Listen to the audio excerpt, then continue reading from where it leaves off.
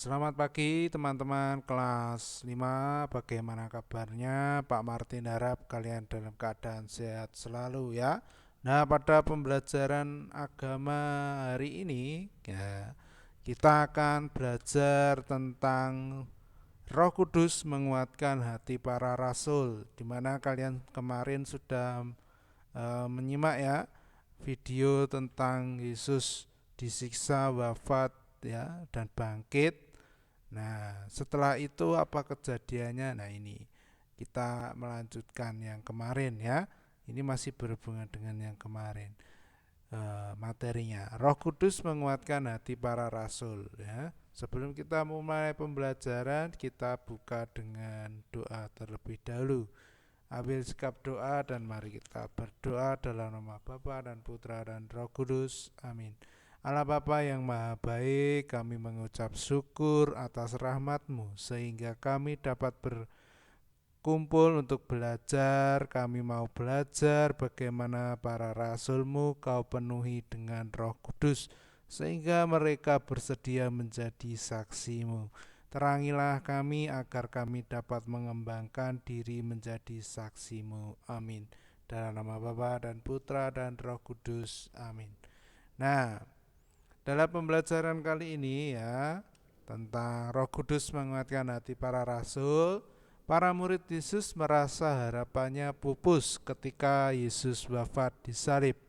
Namun ketika mendengar bahwa Yesus bangkit, mereka menjadi bersemangat lagi. Meskipun bersembunyi-sembunyi, mereka senantiasa berkumpul.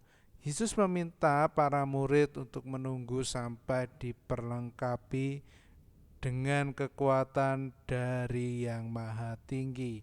Ketika tiba hari yang dijanjikan, maka mereka menerima Roh Kudus sebagaimana dikisahkan dalam Kisah Para Rasul bab 2 ayat 1 sampai 15. Roh Kudus hadir dengan berbagai lambang. Bunyi seperti tiupan angin, lidah-lidah seperti nyala api, dan saling kesepahaman meskipun mereka berbeda bahasa. Dengan kehadiran Roh Kudus, para rasul yang semula takut menjadi berani untuk memberikan kesaksian akan Yesus. Nah, jadi ini peristiwa Pentakosta ya. Di gereja Katolik itu ada perayaan Pentakosta, yaitu turunnya Roh Kudus atas para rasul ya. Nah, di situ Roh Kudus itu digambarkan seperti tiupan angin ya, lidah-lidah seperti nyala api. Nah, mereka saling sehingga Roh Kudus turun sehingga para rasul itu bisa bercakap dengan berbagai bahasa dan mereka semua paham ya apa yang dikatakan. Terus mereka menjadi semangat, menjadi yang tadinya takut ya karena ditinggal Yesus ya, meninggal. Nah, wafat para rasul karena Roh Kudus turun ya untuk memberkati mereka ya, sehingga apa? Para rasul menjadi berani untuk menjadi eh, saksi ya akan Yesus, kesaksian akan Yesus, memberi pengajaran kepada orang ya bahwa Yesus itu yaitu ya juru selamat ya yang sudah datang. Nah, pada pembelajaran kali ini ya Pak Martin harap kelas 5 juga eh, berani ya memberi kesaksian, berani memberi eh, contoh ya, contoh perbuatan yang baik ya sebagai anak Tuhan, ya, memberi contoh yang baik kepada sesama ya sehingga bisa ditiru ya. Ini selanjutnya mengamati dan mendalami kitab suci pada Lukas bab 24 ayat 13 sampai 14 dan Yohanes bab 20 ayat 19 ya. Terus dilanjutkan bab 21 ayat 1 sampai 3, dilanjutkan Kisah Para Rasul bab 2 ayat 1 sampai 15, dilanjutkan ayat 22 sampai 24, dilanjutkan lagi ayat 32 sampai 33. Ya, setelah Yesus wafat, para murid menjadi ketakutan. Mereka mulai kembali ke kampung halaman. Namun mendengar bahwa Yesus bangkit, para murid mulai berkumpul kembali di Yerusalem, meskipun secara sembunyi-sembunyi. Bagaimana keadaan itu digambarkan, marilah kita baca beberapa kutipan kitab suci berikut ya.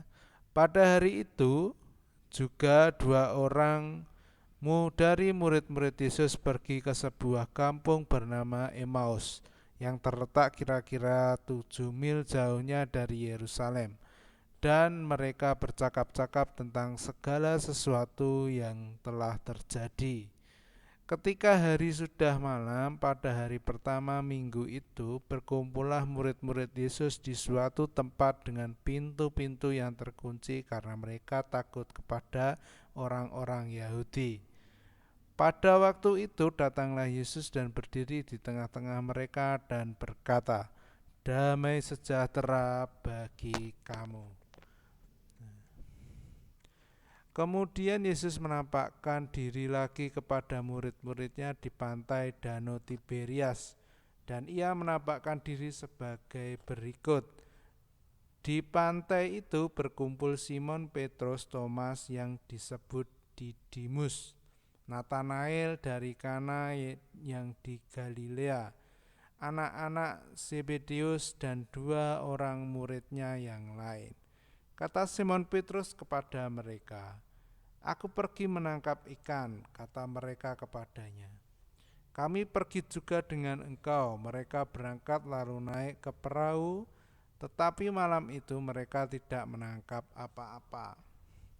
Ketika tiba hari Pentakosta, semua orang percaya berkumpul di suatu tempat. Tiba-tiba turunlah dari langit suatu bunyi seperti tiupan angin keras yang memenuhi seluruh rumah di mana mereka duduk, dan tampaklah kepada mereka lidah-lidah seperti nyala api yang bertebaran dan hinggap pada mereka masing-masing. Maka penuhlah mereka dengan Roh Kudus, lalu mereka mulai berkata-kata dalam bahasa-bahasa lain, seperti yang diberikan oleh Roh itu kepada mereka untuk mengatakannya. Waktu itu di Yerusalem diam orang-orang Yahudi yang saleh dari segala bangsa di bawah kolong langit. Ketika turun bunyi itu, berkerumunlah orang banyak. Mereka bingung karena mereka masing-masing mendengar rasul-rasul itu berkata dalam bahasa mereka sendiri. Mereka semua tercengang-cengang dan heran, lalu berkata, "Bukankah mereka semua yang berkata-kata itu orang Galilea? Bagaimana mungkin kita masing-masing mendengar mereka berkata-kata dalam bahasa kita sendiri, yaitu bahasa yang kita pakai di negeri asal kita?